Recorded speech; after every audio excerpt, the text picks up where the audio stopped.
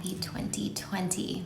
It's been a while since we've done a video here, so I figured one of the best ways to come back on would be to address a question that I get often.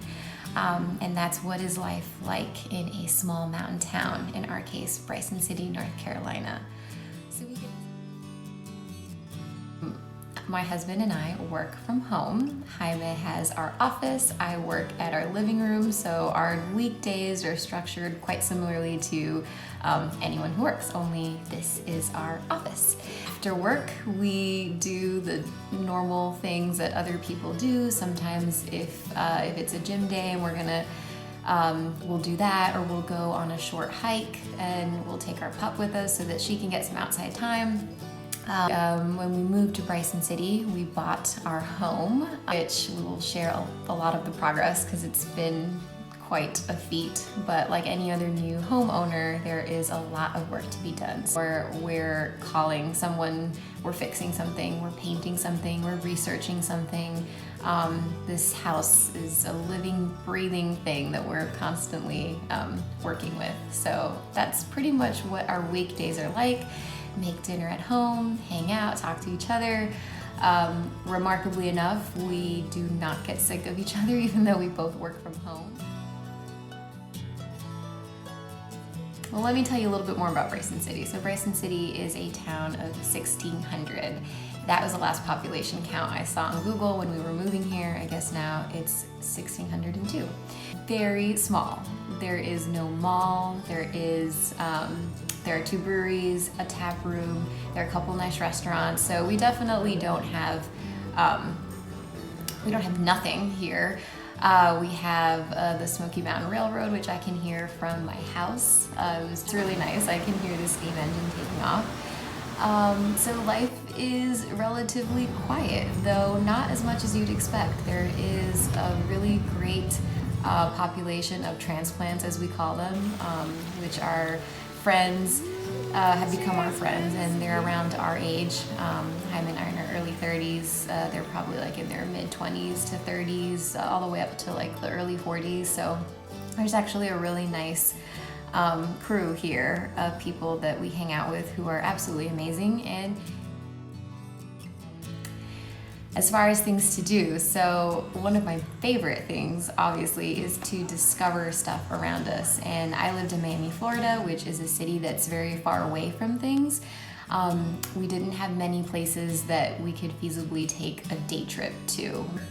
So what I love about Bryson City is that I can constantly discover things and places around me, like other small towns, beautiful hikes, get everything that I need. I also didn't really want for much in Miami, so as long as I have sushi, beer, wine, a couple other restaurants, like good pizza, like I'm pretty much good to go. The biggest thing I would say, though, is the difference in moving to a small town is the pace. Things are slow here, and that can be a very welcome reprieve from a fast-paced life, which never really felt sustainable to me. So if you're the kind of person who can live life slow and savoring and being present, that is what it is. On the flip side, I will say, in all honesty, if you don't have your purpose and you're not really sure what you're doing, yes, being in a small town can be menacing because there's nothing to distract yourself with. I don't find that to be a bad thing. I think that one of the things that makes Bryson City and North Carolina so special is that it provides the space and the silence which brings these things to the surface. You know, oftentimes when we are quiet and still and without these distractions, really important messages about where we should be heading and our life in general come up. And sometimes those are hard to hear because they might be calling us to make a change or do something else that's not going to be easy. And I like that about being here. I'm really loving it now because I feel like I want to listen in, and I've embraced my true north, and we're here with a purpose. So life is okay without distractions. I don't need to be distracted. But beyond that, it's fun to hike and things are beautiful. I think that being surrounded by nature and being able to observe nature up close provides an insight into how we are and how we're connected. And nature, it simply is. It doesn't need human intervention or anything else. It does its own thing. It's self-sustaining. And in many ways, I find that that mirrors us, all of us. We don't need anything else. And sometimes when we're in an environment that's more cluttered with messaging and everyone clamoring for our attention and devices and everyone's agenda, like pretty much what gets into our heads is that we need more. And we really don't.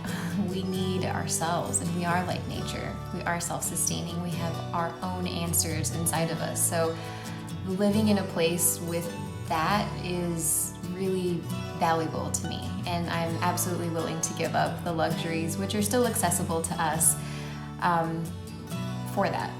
So yeah, I think that Bryson City is a really special place, and I think that that's what people get when they visit here and they spend time here. I think that's what called our friends who moved from big cities themselves to move here.